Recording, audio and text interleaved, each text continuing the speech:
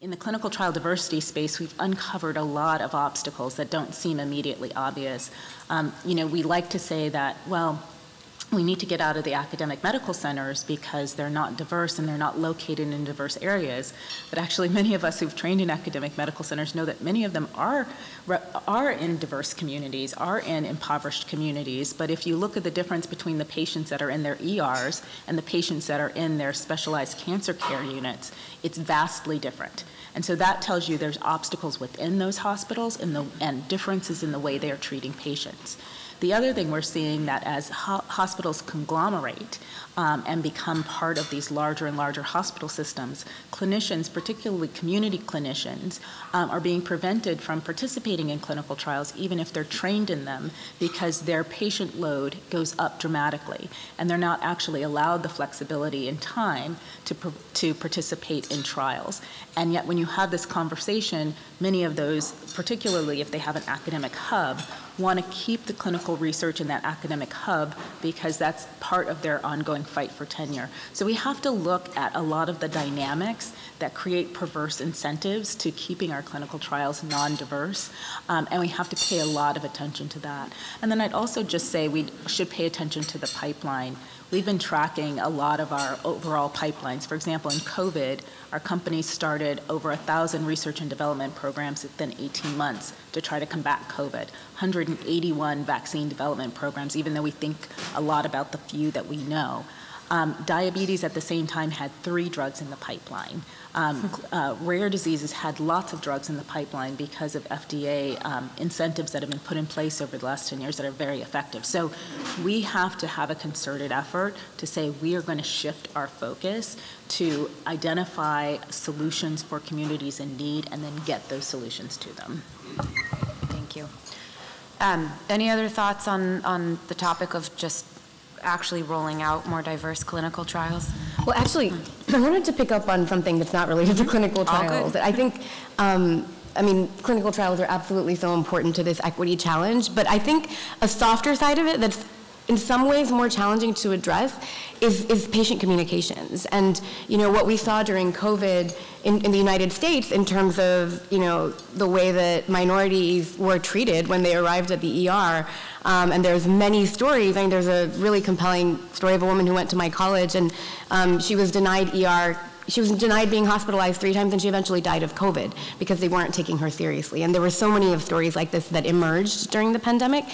And I think really, and it showed that at a systemic level, there are biases in our systems, and we really need to invest in trying to reduce those biases, trying to train every single individual who communicates with a patient, which includes the receptionist in the hospital, to try to reduce those biases, because that is a question of access and equity as well.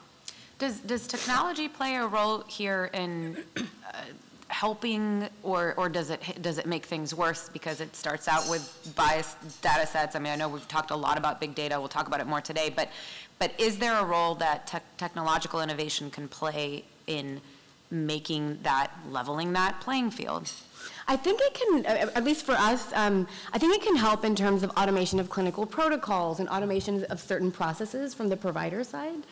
But I also think over-reliance on technology can introduce more biases because in my patient populations, not everybody has a smartphone, right? And so we do need to be mindful of access in that respect as well. Yeah, and Michal, I'll just add that the real promise of technology for leveling the playing field is not within kind of our traditional clinical trials, but it's getting us to a point where we're actually moving away from clinical trials as we're defining them today and moving a lot closer to using real-world evidence and capturing how real patients are responding to therapies. I mean, the dirty little secret, I'm a former FDA official, the dirty little secret within FDA is everyone thinks that the placebo-controlled randomized trial is the gold standard, and yet it never reflects the outcomes we actually see in patient populations.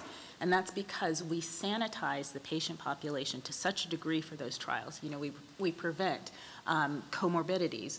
In Alzheimer's trials, which over the last 10 years have had one of the lowest levels of diversity, many of the trials required a full-time caregiver no cardiovascular disease history, and I can't think of very many African American patients that I grew up with who would fit those two criteria alone. So we have to move away from those artificial, non-representative and non-reflective of reality trials and really get much sooner to real care and knowing how real patients are responding to therapies and then reacting as soon as we have the information, and to either expand access to those therapies or pull it back if it's not bearing the fruit that we hope to see. Maybe I would just add on the technology piece. I think there are two things that happened in the pandemic, at least from my perspective. One is that clinicians became much more comfortable with things like telemedicine, which allowed some patients who didn't have the ability to travel to actually participate in the healthcare system.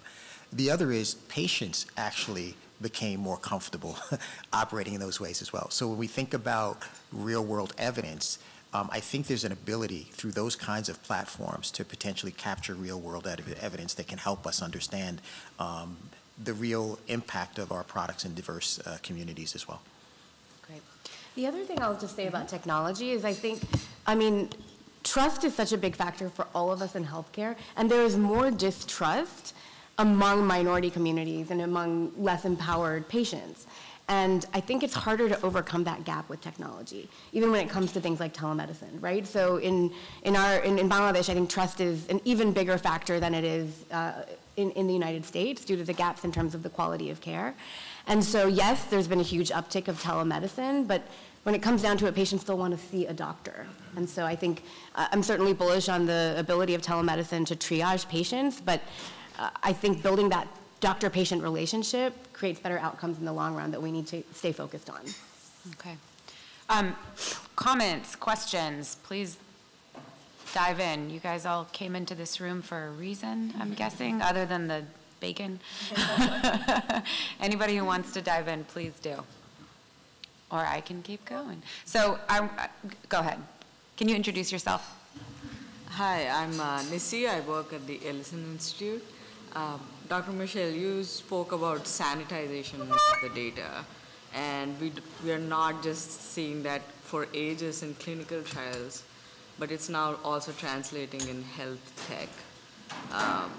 Do you see regulations coming in there, or do we need, because again, then the jump will be painful and all that to include equity in health tech. Where do you guys see that going? Well, as Sylvana was mentioning, technology introduces more inequalities in terms of access and comfort levels that we have to pay particular attention to, and so that's incredibly important. But I think in general, we need to break down kind of our formal antiquated way of proving that technologies do what we hope they do. But it's critically important, and even more important when you're thinking about equity and trust, to make sure that our medical products are as safe as we predict and are as effective as we predict. This is critically important. But that doesn't mean that the ways we did this 20 years ago are the best ways to do it going forward. And so I think it behooves us, and health technology is one of those amazing spaces. I spent 5 years in the Center for Devices, and so it's very, very critical for us to have an evolving way to judge evolving technology. And clinical trials that take 5 to 10 years to execute are not necessarily that way. So I think there's more to come there, but it's a complex question. I'm going to stick with the technology theme for a minute here. One of the other things that we're talking a lot about here at the conference, and I know is very top of mind, generally speaking, is just personalized medicine, and there's so much promise there. But again, are we leaving people behind, and how do you move forward into that territory without leaving populations behind? Yes. Cell and gene therapy is going to be complex. If we think we have issues of access and equity today, it's going to be exponentially worse without our interventions when we move more fully into the age of cell and gene therapies. These therapies are so personalized, they require high clinical touch. Even getting the data is very very labor intensive and thought intensive. So figuring out how we're going to do that more at scale has to be critically important. There are solutions, there are people working on those approaches, but we have to make sure that that is a primary objective that we have as these new technologies come online.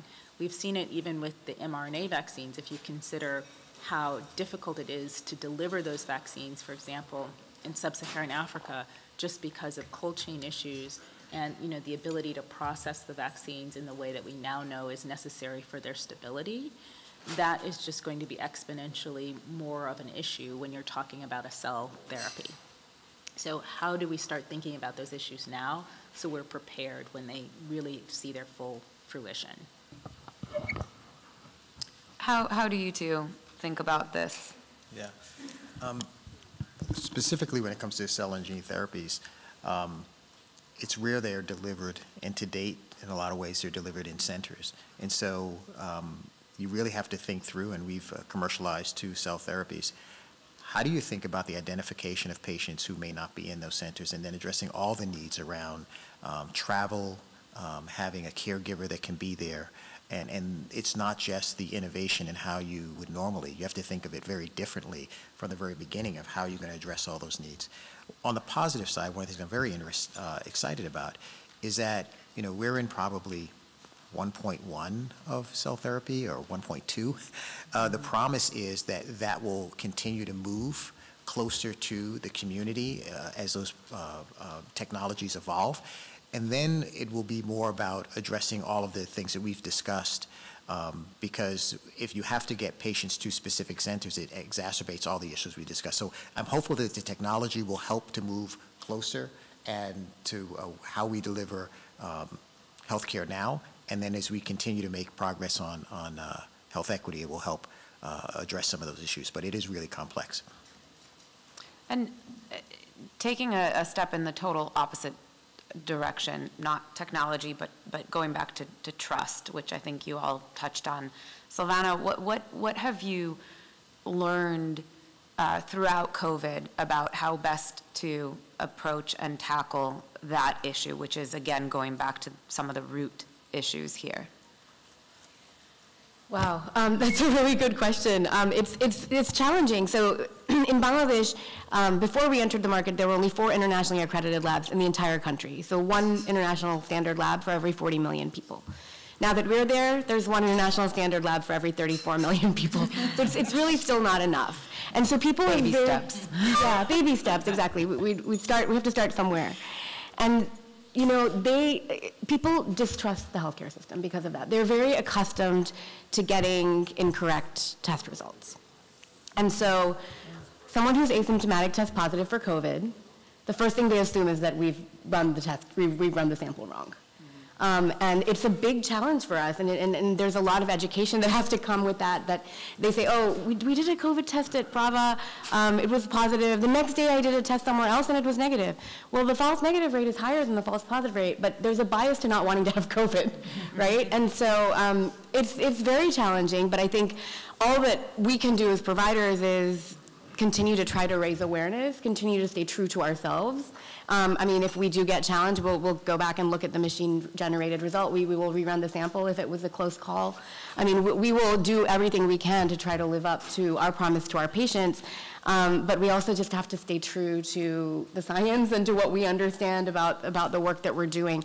But, even with the vaccines, when the vaccines first came to Bangladesh, we were getting access to the AstraZeneca formulation that was being manufactured by the Serum Institute of India, and a lot of people didn't want to get it because they didn't trust the Indian vaccine. Mm-hmm. And so, again, awareness raising, educating, I mean, it really has to come down to that. And it takes, I always say, it takes a lifetime to earn trust, right? You get an opportunity to build trust every time you interact with a patient, but it's also very easy to lose that trust. So, I think it's a journey. Winslow, from the product development side, is trust even something that is in your, your vocabulary? Does it come into play at all from where you sit and your end of things? Yeah, I think it does, and I think it does from the beginning.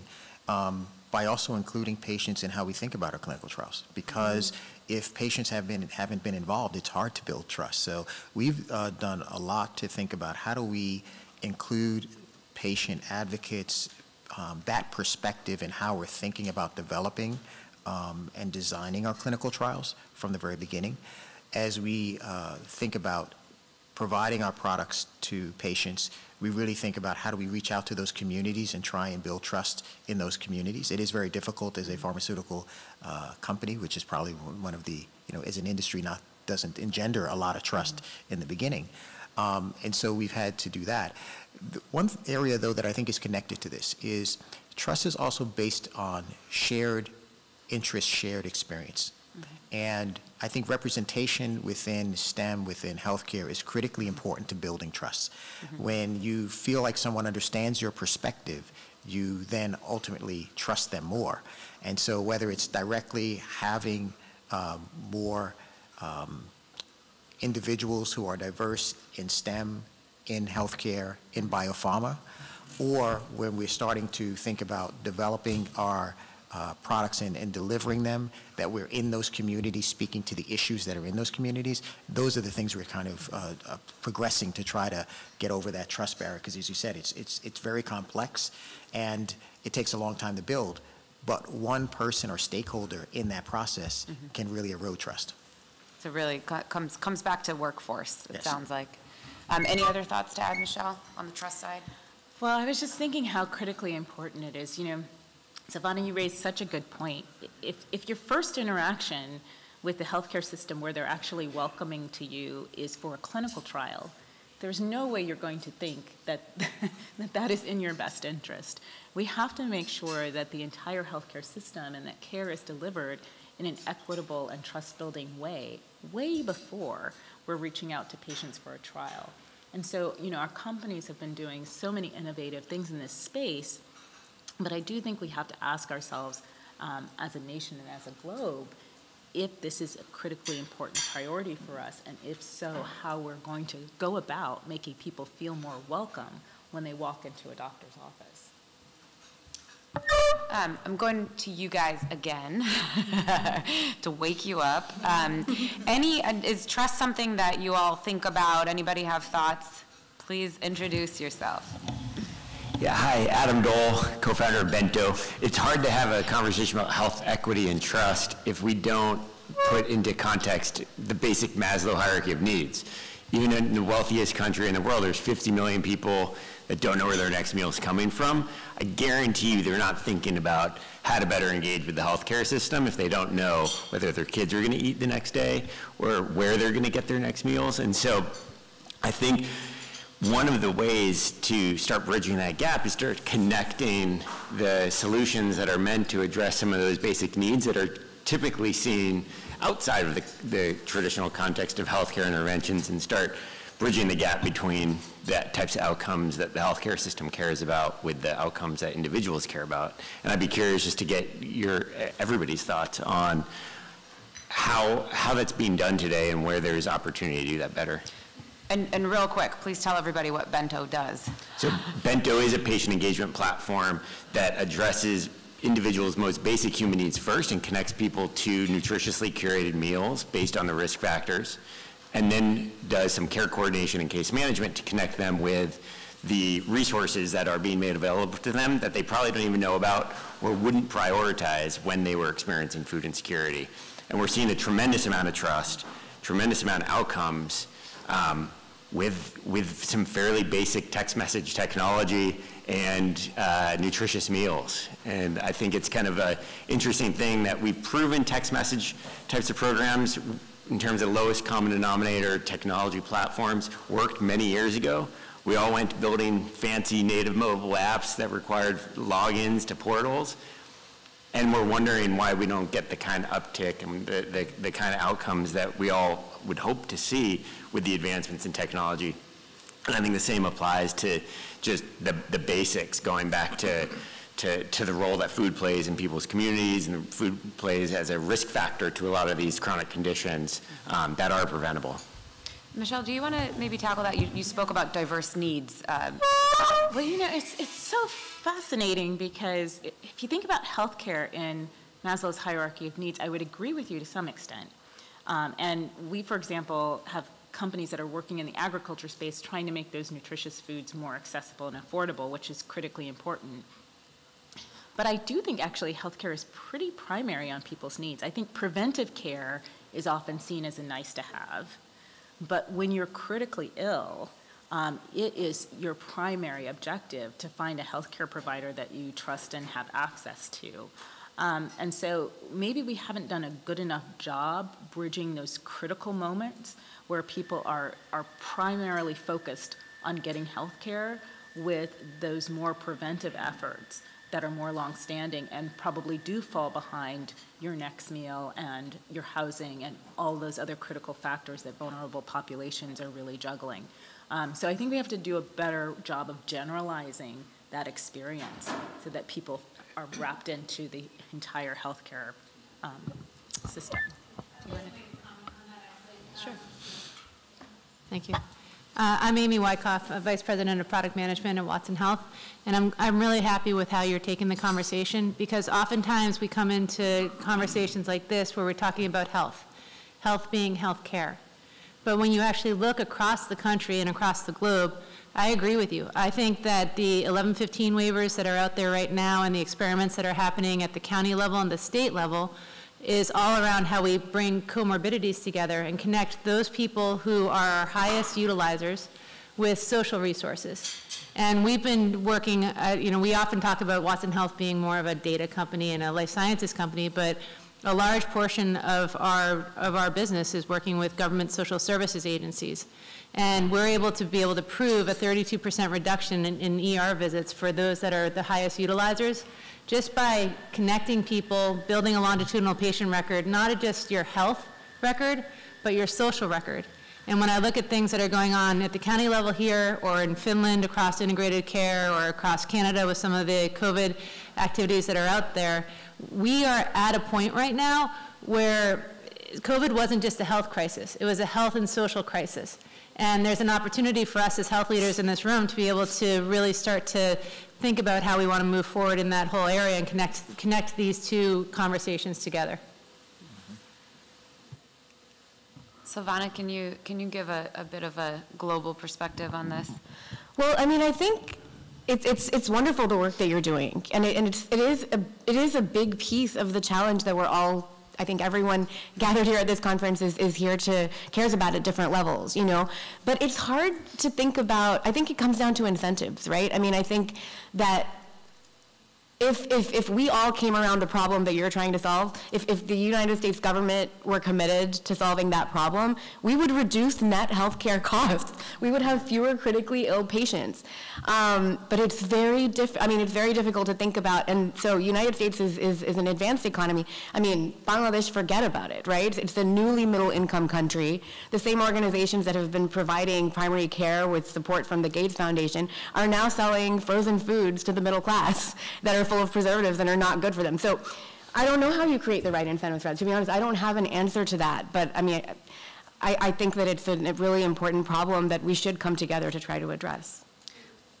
What can you talk a little bit about the government's perspective? Put your old FDA hat on. Sorry, but you mentioned incentives for research into rare diseases, clinical trials for rare diseases, and the impact that that's had on pushing those forward. So, what is being done? What can be done when it comes to incentives for this? Well, one of the things we've seen in the last 20 years is that incentives work. You know, when we had pediatric drug waivers, for example, we moved from a situation where very few new innovations went after pediatric labeling to ones that we really now have a really good, as a pediatrician, a really good stable of products to treat a lot of diseases that had been stumbling us for years. It also has worked in the rare disease space. Unfortunately, today, we have come to such a level of toxicity and animosity around partnering between the private sector and the public sector that it has really moved people away from approaches that we know have been proven and effective. So for example, when you talk about incentives for diseases that disproportionately impact minority communities, or incentives for diverse clinical trials, suddenly we've pulled up the incentive bandwagon and we've decided, oh no, that's a giveaway to industry. Instead of paying attention to the fact that our companies are not just accountable to themselves or to us, but they're accountable to their shareholders as well, and that investment is incredibly important to get us where we need to go. And unfortunately, the investors are choosing not between Bristol Myers Squibb and Pfizer, they're choosing between pharmaceutical industries and IT or transportation or other industries that give them payoffs in a very reliable and quick manner. So we cannot ignore that. One of the fallacies that has come out of the COVID pandemic is that the COVID vaccines were entirely developed with U.S. federal funding. In reality, the U.S. federal government contributed about 1/10 of what was invested by the private sector in both Moderna and Pfizer to get to the point of the solutions that we have today. Imagine if we, as taxpayers, were also on the hook for that additional 90%. So we have to consider, continue to consider how we mobilize and incentivize investment into these critical social areas and not close our eyes to techniques that we know have been effective. Thank you. Winslow, from where you sit, talk a little bit about incentives on the government level and also just strictly on the private sector. So how do you build the case, the business case, even incentives aside, that more diverse clinical trials, that investing and researching in diseases that affect certain populations that are underserved, that there's a business case there? Yeah. The second part of your question around, the business case. I think the business case, I'm going to come back to where we discussed in the beginning. I work in Intercontinental, which is all the markets outside of the US, Japan, and Europe. I say all those markets, that is the world's largest population.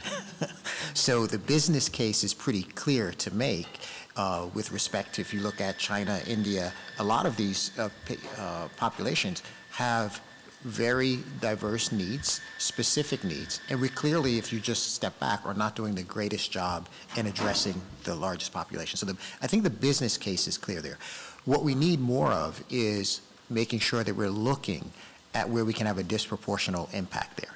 And I'll give you an example. We have a product for beta thalassemia, and if we look at those patient populations, it's entirely different business case from the US. In the US, it's a very small patient population.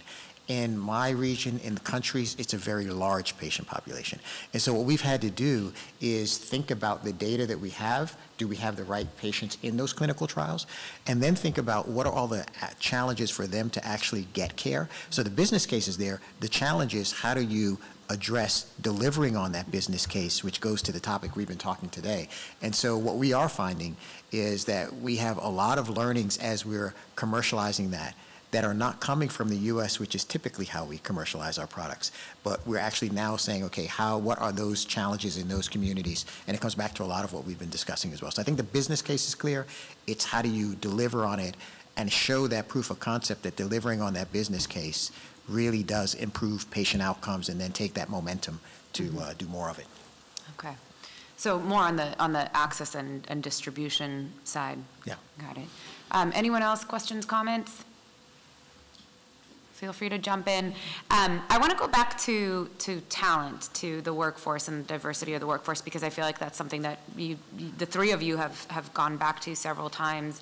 And just hear any learnings. I mean, we all talk about this, and especially over the last couple of years, it's been a lot more top of mind for all sorts of companies, not just healthcare, of course. So what are some takeaways? What are some learnings to actually not just talk about it, but to make it happen? And curious to hear from your different organizations what you've learned, what works. Maybe I'll start with a couple things we're doing. One is that we're raising it to an organizational level. What I mean by that is we've made commitments as an organization on representation of our workforce, which I think is important. So we've been bold around that. The second is that we've raised a focus on STEM as an organizational level through a STEM council. And so everyone in our organization understands that we are passionate about getting more diversity in STEM and how connecting that to us as an organization. And then we've taken some specific steps. If we want to develop the next level of executives for STEM, one that we're having is Tomorrow's Innovators, where we've actually partnered with historically black colleges and said, how do we develop a sustainable pipeline for not just Bristol Myers Squibb, but for biopharma? And then how do we make sure that we reach out through collaborations, through research, through our executives being on those campuses, bringing students to our offices and others, that we can start to have that exposure, because if we don't have exposure, then we won't have a drive. So we're trying to take specific action with different groups. We also work with schools and so forth, because we feel like if you get exposure early, so I don't think it's a one-size-fits-all, but it's really making it real through tangible steps we're taking to build the next level of diverse STEM executives that will help us to solve all the problems we've been discussing today. Great. Michal? Sure. So we've seen lots of interesting movement in this space. So next month, our third annual report on diversity in the biotech industry comes out. And one of the, to preview the results, one of the things we've seen is, some movement in diversifying certain levels of certain sizes of companies. So for example, what do I mean by that? In our larger companies, and even to a smaller extent in our smaller companies, the entry and first several levels are getting pretty diverse. But we see a blockage of continuing that diversity up to higher levels of management.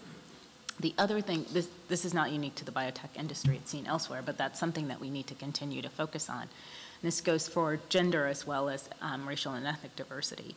The other thing that we've seen, and this is a bit more anecdotal, but I think really critically important, is that we have better diversity in our larger companies that have the wherewithal to invest in diverse efforts and to recruit diverse workforces than we do in our smaller and emerging biotechs. And this may seem not so important, no problem. But the way our industry works is that often our small companies are acquired by our larger companies. So if you have a large diverse company and you're acquiring undiverse companies, you're setting yourself back every time you do an acquisition. So it's very important for us to make sure the entire scope of our companies is diverse. But we've seen often that, particularly for families that are new to the industry, that there is a risk aversion to going into a company that may not be there next year. When you have generations or communities that have invested in your education and your progress, taking that kind of leap of faith may seem like a step too far. And so we have to do more of a job educating folks coming up through STEM and coming up through business schools about the opportunity in emerging companies, so that people feel more comfortable taking that leap, and let them know that if you lose that company, you'll have another job the next week, because the sector is so dynamic. So that's a really important piece. And so we've created, for example, a LinkedIn community to help minority and female workers in our space who have gained experience perhaps in our larger companies connect with our smaller companies more easily. It's really interesting. Sylvana, can you talk about this from a gender angle specifically? You talked about how initially way more men were, and I can't remember what the actual stats were, but more men were getting vaccinated than women. What role does it play to have women who are out there in the communities getting other women to get vaccinated? Right. Yeah, no, it's interesting. So I will say my company's a startup. We've been serving patients for a little over 4 years. We have not had the privilege or the intent to be as mindful about this diversity challenge as we are now, I would say. And I'll say, myself as the founder, as a woman founder, I did not expect to be able to attract such incredible female talent at senior levels in a country like Bangladesh, to be perfectly honest. But what I found was that it just happened because I was a leader. I was a woman leader. It just ended up attracting other really incredible women leaders. And 50% of our C-suite is actually women. Mm-hmm. And I think the culture that has created has really surprised me. And it's helped us to attract women at all levels of the organization. It's helped us to retain them. And I mean, it surprises me, to be honest. Like even during COVID surges, because we do testing, we would hire contractors to do sample collection, and then we would let them go after the surge. I mean, they were just contractors. And I mean, one woman, a phlebotomist, came to us and she begged us to find her a full-time job. She said, I've never worked in an organization that treated women so well. Mm-hmm. And so I think that's been really interesting. It's not quite an answer to your question, but I did want to share that perspective. And now, as a result, I think as having learned all of these lessons, we are a lot more mindful about mentoring young women, about bringing them into the organization, but also really including them in that patient communications piece, in the design of all of our patient experiences. And that includes digital experiences as well as in-clinic experiences. It includes the way doctors talk to patients. Really thinking about that at every level. And that is where I think, most of our doctors, in-house doctors, are actually women, mm-hmm. which has been very interesting. And I think they have been really excellent advocates for things like vaccinations. And, the average amount of time doctors spend with patients in Bangladesh is 48 seconds. At Praava, we guarantee 15 minutes. And I think it's been interesting to see that we've had a lot of luck attracting female doctors because in many cases they value that maybe more than some of the men doctors in the country. We have some wonderful men doctors who also really value it, but I think that's been a really interesting phenomenon as well. And as we think about our patient populations, we're not a women's clinic, we're a clinic that serves everybody, but we find that if we can earn the trust of the woman between age 25 and 45, then it opens up the entire household and community to us. Because that woman is making decisions for herself, for her parents, for her in-laws, for her husband, for her kids. And that is really who we think of when we think about targeting our patient communications. It speaks to the importance of funding female founders, which does not happen, and minority founders, which does not happen at the rate that we should be seeing. Yeah. Again, going back to root causes, I guess. So I want to wrap things up, unless anybody wants to jump in. You guys need another cup of coffee, seriously. But I want to wrap up by asking you, all three of you, to assess for us. The topic here, the title of the conversation is leveling the playing field. And as you look back over the last 2 or so years of COVID. How do you grade where we're at? Have we going from pre-COVID to today, when it comes to access and equity, are we in a better position? Are we in a worse position? Is the main difference really that these issues are more top of mind, that it's just become more obvious to us because of the discrepancies with COVID? Hopefully that was a coherent question. Of course. Yeah. So are we grading on a curve? Sure. Because I think it really depends. I would still say we're in the D+ range in terms of what we actually deliver in terms of equitable outcomes. But I have never seen such a uniform and extreme commitment to improving the situation as I've seen in the last 12 months, even more so than it was immediately in the aftermath of George Floyd. So I would give us, an A- for our improved interest and focus for effort. A for effort, right? Improved interest. We get a participation prize. So I think that is actually a big, important, fundamental step in the right direction. Sylvana?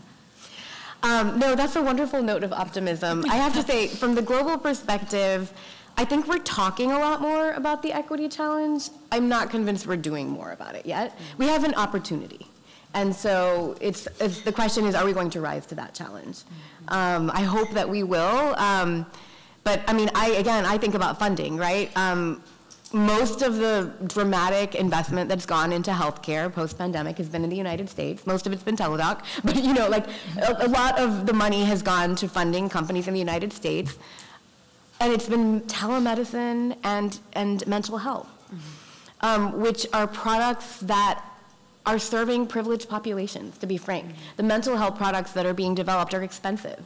They're not being made for the masses of the world. And so I have concerns around that. I do think we have an opportunity. I think we're talking about it more, and I hope that the tide will change. I agree with all that's been said. I don't know that I would give it a higher grade where we are today. But as an optimist, I would say two things. The first is I believe that we've realized that healthcare is too important to leave to chance. And therefore, I think that everyone has the awareness, as you described. I think the other thing that I hear when I talk to my colleagues across the industry is that everyone is making efforts, as you said, to do something that's going to have a transformational change. And there's a recognition that none of us can solve this by ourselves. So I think the opportunity is to take all that energy and make more cooperation across the stakeholders. And doing that, I believe we will have an impact going forward. And just a very quick follow-up, where we are succeeding or pushing in the right direction, how do we keep that going? You know, there's so much fatigue around some of the, not just COVID, but there's so much going on, right? And so much is politicized, and there's a lot of fatigue, I think, over the last couple of years. So how do you keep pushing, how do you individually keep pushing for progress and collaboration at a time when that's hard? Yeah, I would just say two things. The first is embedding it in your organization is really important, because as we have embedded it in our organization, what we find is our employees hold us accountable. And then it's hard not to keep the momentum up, right? Because they're expecting it, and we know it. The other thing is, and I'm a big believer of this, why do you want equity? And we want equity because we think everyone has, we have an obligation to help everyone get their best level of health that they can attain to. And so I think that connecting it to your mission is also important, because if you connect it to your mission and you engender that engagement with your employees, I think that you have no choice but to continue the momentum. Okay. Anybody like to add in? That was beautiful, I thought. Okay, I think those were very good words to end on. So I just want to thank all three of you for coming and sharing your insights today. I know we just scratched the surface on some of the topics here, but hopefully all of these conversations continue. And thank you to all of you for coming out so bright and early. And if you didn't speak, we still appreciate you being here and listening and being a part of the conversation. I want to again thank Bristol Myers Squibb for hosting the session. And we are going to continue at 8:55 a.m. in the ballroom. So we look forward to seeing you all there. Thanks so much.